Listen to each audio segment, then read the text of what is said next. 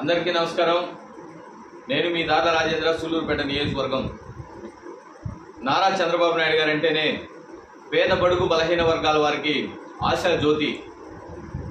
ఎందుకు అని అంటున్నామంటే ఈరోజు రాష్ట్రంలో దేశంలో చూస్తే ఆకలితో ఎంతో మంది అలవటించిపోతున్నారు। అన్నం దొరక్క చనిపోయే దృశ్యాలు మనం ఎన్నో చూస్తున్నాం। ఈ దేశంలో కావచ్చు, ఈ ప్రపంచంలో కావచ్చు, ఇవన్నింటిని కూడా దృష్టిలో పెట్టుకొని నారా చంద్రబాబు నాయుడు గారు 2014లో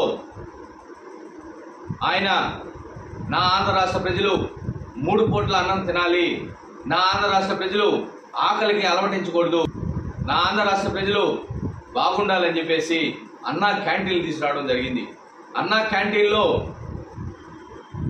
ఒకరోజు ఉదయం టిఫిన్ తినాలంటే సుమారు 70 రూపాయలు అవుతుంది। అదేవిధంగా మధ్యాహ్నం భోజనం తినాలంటే సుమారు 150 రూపాయల నుంచి 200 రూపాయలు ఖర్చు చేస్తాం, నైటు 200 రూపాయలు ఖర్చు చేస్తాం।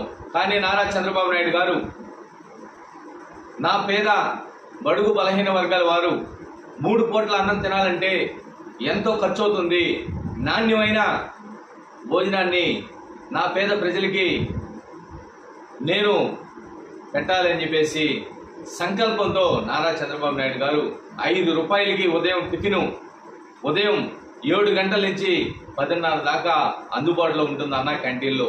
కేవలం 5 రూపాయలు ఎత్తిపోయి ఇస్తే, ఒక టోకెన్ ఇస్తే నీకు 3 ఇడ్లీ కావచ్చు, 3 పూరీ కావచ్చు, పొంగలి కడుపు నిండా పెడతారని చెప్పి తెలియజేస్తా ఉన్నాం। అదేవిధంగా మధ్యాహ్నం వైట్ రైసు, అదేవిధంగా సాంబారు, రసం, పెరుగు, ఒక తాలింపు, అది కూడా కేవలం 5 రూపాయలకి నారా చంద్రబాబు నాయుడు గారు ఇవ్వడం జరుగుతుందని చెప్పి తెలియజేస్తా ఉన్నాం। అదేవిధంగా నైటు డిన్నరు 5 రూపాయలు తీసుకొని పోయి ఇస్తే మళ్ళీ వైట్ రైసు, రసము, సాంబారు, మళ్ళీ మధ్యాహ్నం వేయనటువంటి తాలింపు, మళ్ళీ పెరుగు, ఈ విధంగా నారా చంద్రబాబు నాయుడు గారు 2014లోనే నా ఆంధ్ర రాష్ట్ర ప్రజలు 3 పూట్ల తినాలని చెప్పి ఆ రోజు 14 నుంచి 19 దాకా కొనసాగిన అన్నా క్యాంటీన్ని ఈ రాక్షసుడు జగన్మోహన్ రెడ్డి 2019లో ఒక్క అవకాశం అని చెప్పి గద్దె ఎక్కి అన్నా క్యాంటీన్లు పూర్తిగా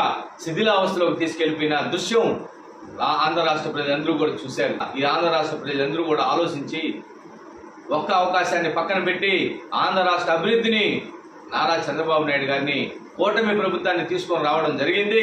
ఈరోజు మళ్ళీ కూడా అన్నా క్యాంటీన్ని పునఃప్రారంభం చేయడం అంటే నారా చంద్రబాబు నాయుడు గారికి పేద బడుగు బలహీన వర్గాల మీద ఎంత ప్రేమ ఉందో ఒకసారి ఈ ఆంధ్ర రాష్ట్ర ప్రజలందరూ కూడా ఆలోచించాలని చెప్పి